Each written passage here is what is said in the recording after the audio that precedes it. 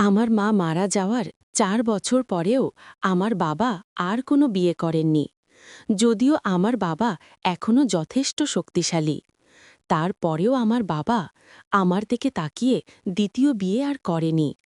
এভাবে আমি আর বাবা মিলে একসাথে থাকতাম। বাবার আর আমার খুব সুখের একটা সংসার ছিল।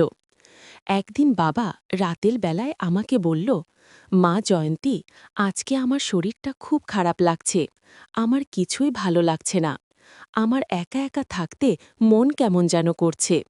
মা জয়ন্তী, তুমি কি আমার পাশে থাকবে আজকে একটু? আমি বললাম, কেন থাকব না বাবা, অবশ্যই থাকব, তুমি আমার বাবা। তারপর বন্ধুরা, সেদিন রাতে আমি বাবার সাথে ঘুমালাম। গভীর রাতে ঘুমের মধ্যে বাবা আমার সাথে যা করল তা শুনলে বন্ধুরা তোমাদের চোখে পানি চলে আসবে। বন্ধুরা, আজকের গল্পটি অনেক অনেক ইন্টারেস্টিং। আশা করি তোমরা পুরো গল্পটা শুনলে অনেক মজা পাবে। তবে বন্ধুরা, তোমাদের নিকট আমার ছোট্ট একটি অনুরোধ, তোমরা দয়া করে আমার পেজ থেকে ফলো করে আমাকে সাপোর্ট করবে। তাহলে চলো বন্ধুরা, গল্পটি শুরু করি। হ্যালো বন্ধুরা, আমার জয়ন্তী, আমি বাংলাদেশি একজন মেয়ে। আমার বয়স 18। গত 5 বছর হয়ে গেছে আমার মা মারা গিয়েছে। আমার মায়ের অসময় মারা যাওয়াতে আমার বাবা একেবারে ভেঙে পড়েছিল। আমার মা যখন মারা যায় তখন আমার বাবার বয়স ছিল প্রায় 40-এর কাছাকাছি। মা মারা যাওয়ার পর বাবা আর দ্বিতীয় সংসার করেননি। আমি ছিলাম বাবার একমাত্র আদরের মেয়ে। বাবা আমাকে অনেক ভালোবাসত, যে কারণে বাবার দ্বিতীয় সংসার করেননি, আমার কষ্ট হবে বলে। আমি বাবাকে বিভিন্নভাবে সান্ত্বনা দিতে লাগলাম। আমি বর্তমানে কলেজের প্রথম বর্ষের একজন ছাত্রী। আমার বাড়িতে শুধু আমি আর আমার আব্বু আছি, আর কেউ নেই। আব্বু এক রুমে থাকে আর আমি থাকি অন্য রুমে। আব্বুর অনেক বড় ব্যবসা আছে, মাঝে মধ্যে অফিসে যান, না গেলে সারা দিন বাসায় থাকে। আমি কলেজে যাই। একটা কাজের বুয়া আছে, সে ঘরের সব কাজ করে দিয়ে যায়। আমি শুধু রাতের রান্না করি আর সকালের নাস্তা বানাই। একদিন কলেজ 1 ঘন্টা আগেই ছুটি হলো। আমি কলেজ থেকে বাসায় আসলাম। অনেকবার কলিং বেল দেওয়ার পরেও আব্বু দরজা খুলছে না। সাধারণত এমন হয় না। প্রতিনিয়তই আব্বু কলিং বেল চাপের সাথে সাথে দরজা খোলে, কিন্তু আজ খুলছে না। আমার ব্যাগ থেকে ডুপ্লিকেট চাবি বের করে আমি বাসায় ঢুকলাম। সেদিন খুব গরম ছিল। আমি বাসায় ঢুকে ফ্যান চালিয়ে দিলাম। তারপর আমি আব্বুর খোঁজে গেলাম। দেখলাম আব্বু ঘুমিয়ে আছে। আমি আব্বুকে ডাকতে গেলাম, তখন আমার চোখে এমন জায়গায় পড়ল যা দেখে আমার চোখ কপালে উঠে গেল। গরমের কারণে আব্বু গামছা পরে ঘুমিয়েছে। ঘুমন্ত অবস্থায় আব্বুর এরকম দৃশ্য দেখে আমি খুব লজ্জা পেয়ে গেছিলাম। কি বলবো বন্ধুরা, ঘুমের মধ্যে আব্বুকে অনেক অস্বাভাবিক দেখাচ্ছিল। আব্বুর কি সুন্দর মায়াবী চেহারা, আর এদিক দিয়ে আব্বু অস্বাভাবিক অবস্থায় পড়ে আছে ঘুমের মধ্যে। আমি শুধু অবাক হয়ে তাকিয়ে রইলাম সেই দিকে, কারণ আব্বুকে ঘুমের মধ্যে দেখতে অনেক অদ্ভুত লাগছিল। 5-6 মিনিট আমি আব্বুর এরকম অদ্ভুত দৃশ্য উপভোগ করছিলাম। তারপর আব্বু মনে হয় সজাগ হয়ে যাবে, এমন পরিস্থিতি টের পেয়ে আমি দৌড়ে আমার রুমে চলে আসলাম।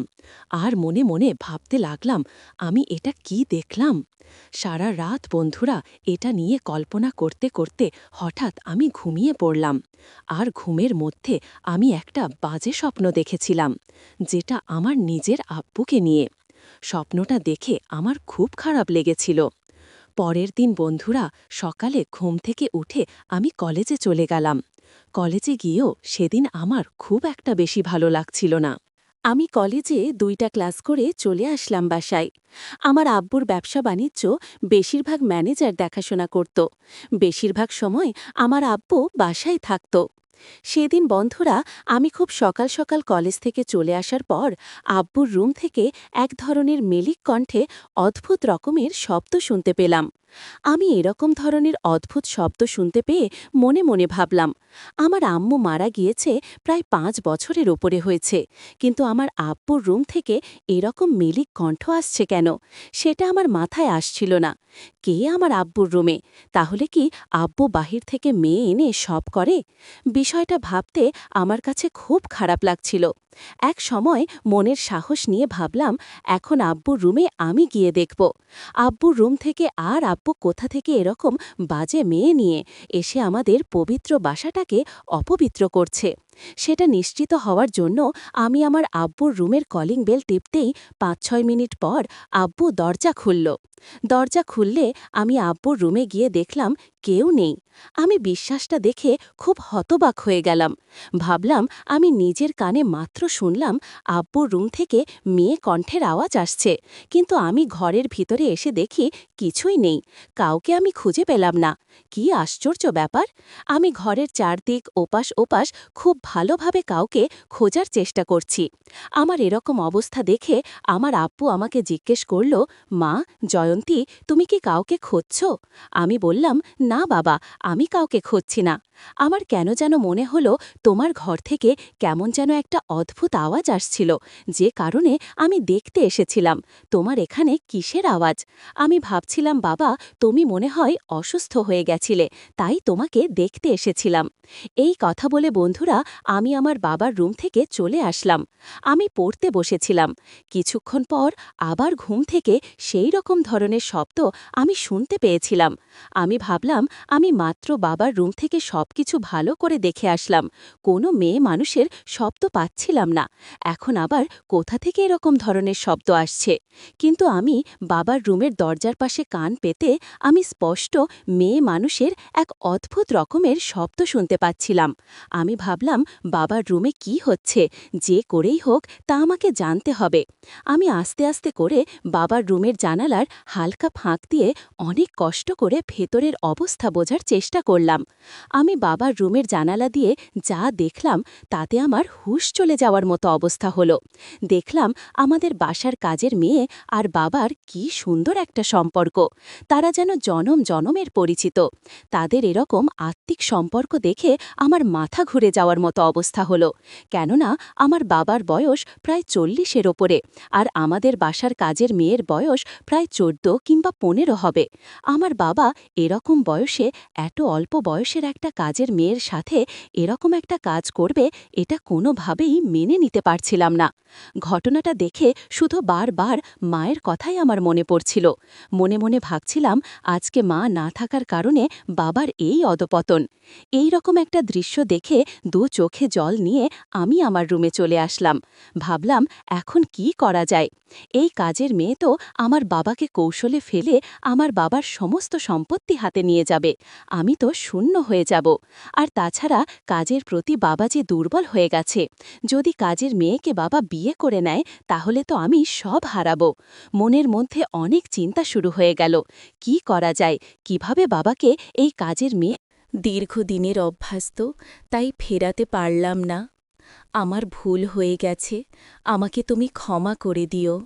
আমি জানি আমি যে কাজ করেছি তা ক্ষমার অযোগ্য। তারপরেও মা, আমি তোর কাছে ক্ষমা চাচ্ছি। পারলে তুই ক্ষমা করে দিস। আর কোনো দিন আমি এরকম ধরনের কাজ করব না। আর যাই হোক বন্ধুরা, আমার সাথে এরকম ধরনের একটা ঘটনার পর বাবার মধ্যে এমন একটা পরিবর্তন আসলো। পরবর্তীতে আর কোনো দিন বাবা এরকম ধরনের কাজ করেনি। যতদিন বেঁচে ছিল একেবারেই ভালো মানুষের বেশি বেঁচে ছিল। কিন্তু মাঝখান দিয়ে আমার জীবনের একটি অভাবনীয় ঘটনার সৃষ্টি হয়ে গিয়েছিল। এই ঘটনাটি পরিবর্তন করে দিয়েছিল আমার বাবার নৈতিক চরিত্র। বন্ধুরা, আমি জানি আমার বাবা যা করেছিল তা ক্ষমার অযোগ্য। তারপরেও বাবার এই পরিবর্তনের কারণে আমি আমার মন থেকে সব কিছু বাদ দিয়ে দিয়েছিলাম এবং অবশেষে আমি একটি ছেলে দেখে বিয়ে করে নিচ্ছিলাম। আমার সংসারও এখন খুব ভালোই চলছে। আমি এখন আপনাদের দোয়ায় খুব ভালো হ্যাপি টাইম পাস করছি আমি আমার স্বামীর সঙ্গে। বন্ধুরা, আজকে এই পর্যন্তই। গল্পটি যদি তোমাদের ভালো লাগে তাহলে অবশ্যই লাইক, কমেন্ট, শেয়ার করবে। বন্ধুরা, তোমরা যদি এরকম ধরনের শিক্ষামূলক গল্প পেতে চাও তাহলে দয়া করে আমার চ্যানেলটি সাবস্ক্রাইব করে আমাকে সাপোর্ট করবে। পরিশেষে তোমাদের সুস্থতা কামনা করছি। ভিডিওটি দেখার জন্য তোমাদের সকলকে অসংখ্য